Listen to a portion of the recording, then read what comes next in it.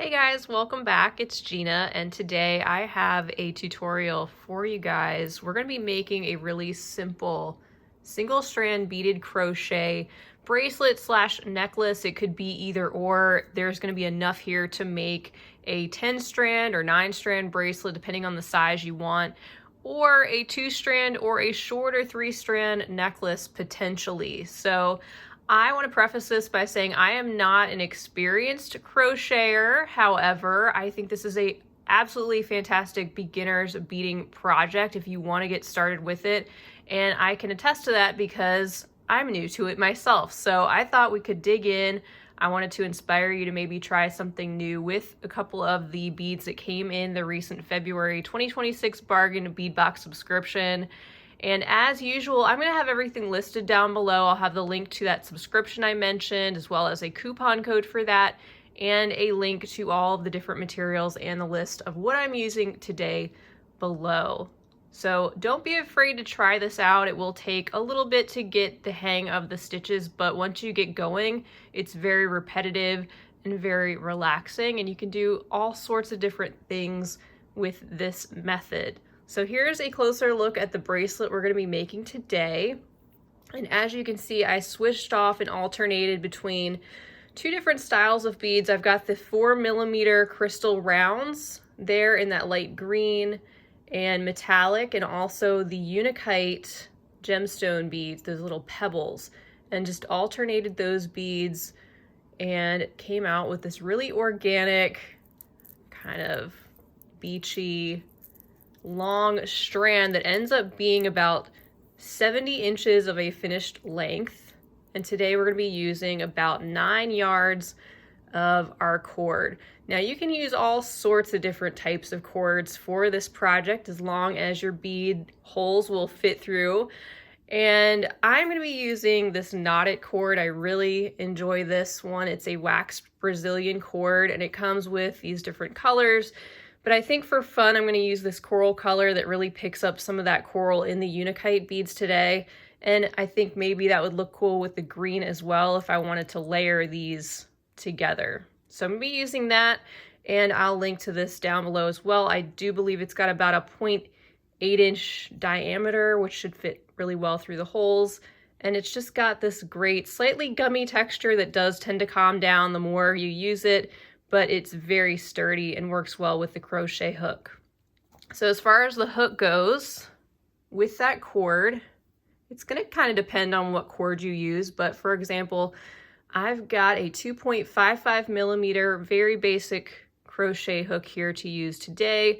I'm sure I could have used different ones, but this is the one I grabbed that seemed to work pretty well with that cord. And besides that, we're just going to use some scissors. So to get started, go ahead and grab your materials and we will jump into this tutorial. Okay, so the first thing I did was unravel some of that coral cord from the cardboard and just got some of that started so I have a long length and left a good amount there because I'm just going to string these beads on using that kind of as a stopper. But the thing about bead crochet is you first need to string on all your beads. So in order to do that, we just want to get our thread started.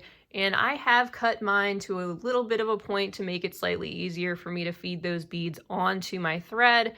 And I've got these 2 strands directly from the Bargain Bead Box, and I'm just going to go until all of my nugget beads are gone.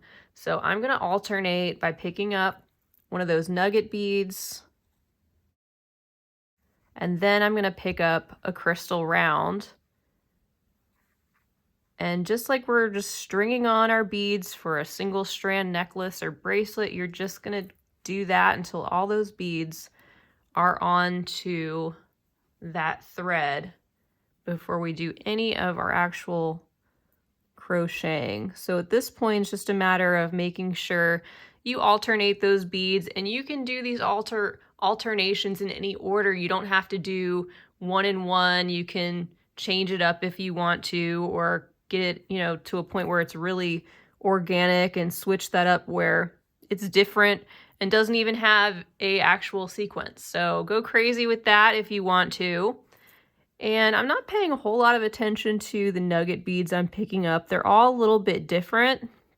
So I figure if I just grab these, whatever happens to jump into my fingers, that's what I'm going to put on my thread to keep that varied. So I'm not going to think too much about that, and I'm just going to keep going until all of those beads are on. And I do know that from that first bracelet I did, or necklace, to get that 70-inch length, I did go ahead and add all those nugget beads in with one crystal in between. So if you're going to be making the same length along with me today, just keep doing this until all your nugget beads are gone, and we will come back after that step and I will show you how to get started with the actual crochet portion of this tutorial. So keep going and I'll meet you right back. And welcome back. So I've got all those beads strung on. As you can see, that's about the length of it. And this is going to spread out a lot, and we're going to end up using even more cord. And we'll just unravel that as we need it as we go. And here is the beginning of the cord. We can leave a little bit, just a few inches. We'll need a little bit to help us out with the knot. And if you want to do something special with a button or a clasp, you can think about that at this point and leave a little extra thread, even more so than I might leave, if you'd like to do that, if you feel that you need to.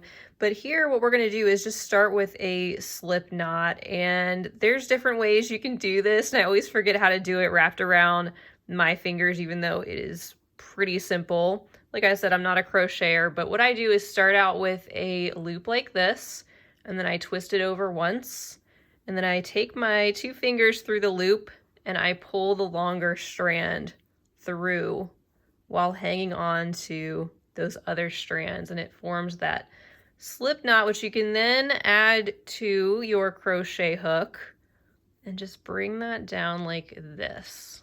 And that gets you started, and again, leaving a few inches there. And before we do anything with our beads, what I'm going to do is do 1 empty slip stitch. So what I like to do, holding this with my thumb and my forefinger and the knot just coming down there, I like to take that working thread that I'm using, go around the crochet hook like this, and then just pull the hook down, pulling that loop we just created around the hook through our new knot like this, just to get us started. Once you've done that, you can pull down your first bead, and in between each bead, you can decide how much space you want. First though, let's get this bead securely in place, and we can do that by wrapping our thread around our needle once again, and just pretty much ignoring that that bead is there. And then taking our hook and pulling that directly through the loop that we have that's on our crochet hook, pulling that tight, but not too tight, tight enough. And your tension might vary a little bit between your stitches. Try to keep it as even as you can, but the whole point of the crochet, it's gonna look more organic and freeform, so don't overthink it. Just the longer you make your strand, the more it's gonna flow and look right. So don't get caught up in looking at each individual strand. Just try to keep them as even as possible. That's my advice. It's very different from doing more precise bead weaving or embroidery work. This is meant to be a little bit looser. All right, now we're gonna do 3 empty or just blank regular slip stitches. So I'm just taking my thread, wrapping that around my crochet hook like we did before, and pulling that through and bringing that up to the hook. And you don't have to be too precise with these stitches. Just try to keep the tension as similar as you can, but this stitch is meant to be a little bit more free form.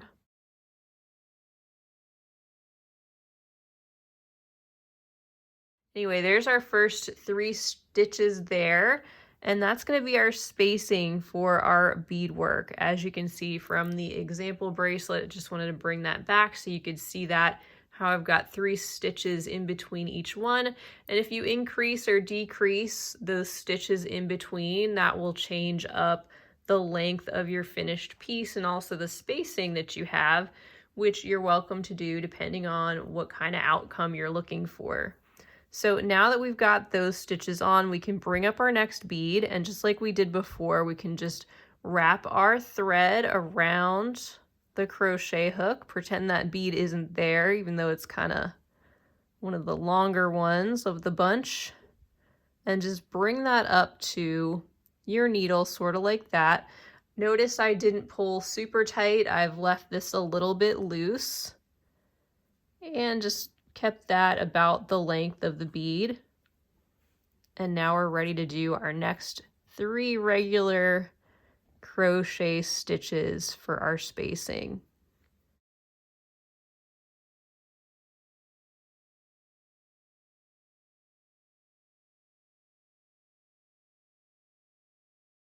There's those next 3 stitches. They're all going to be slightly different, so that's good enough though, and we're ready to bring on our next bead. And this is the whole process all the way down. You're going to do this until you have used up all your beads. Add a bead and then do 3 regular slip stitches in between. Just like that.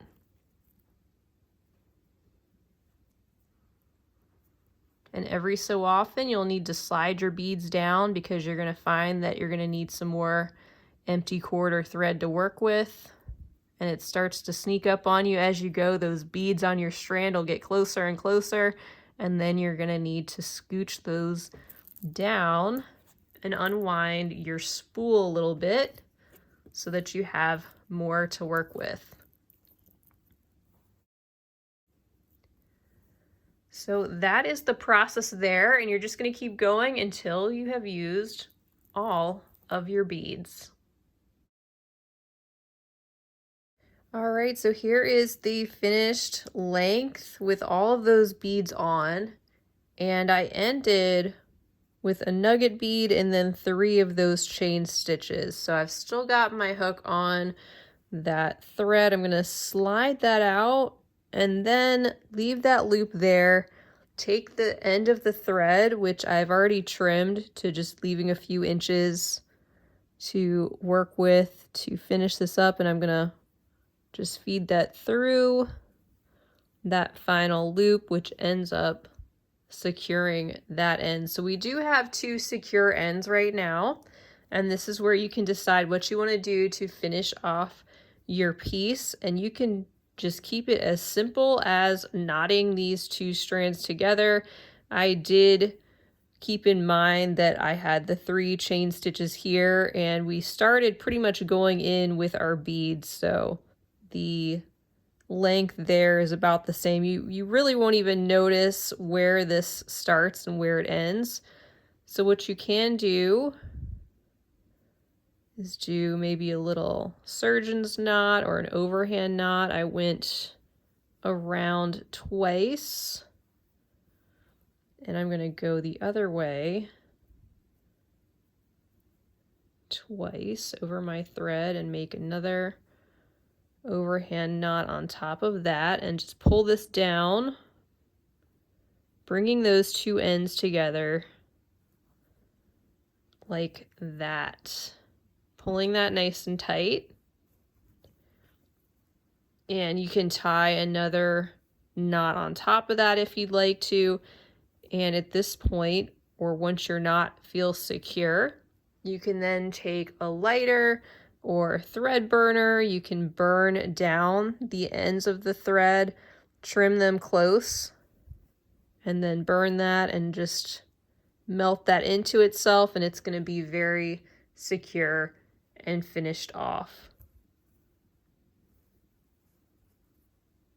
I think I'm going to do one more knot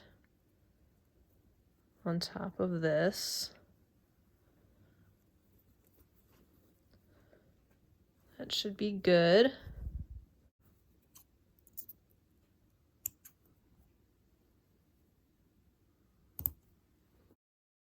I'm just gonna burn the ends real quick.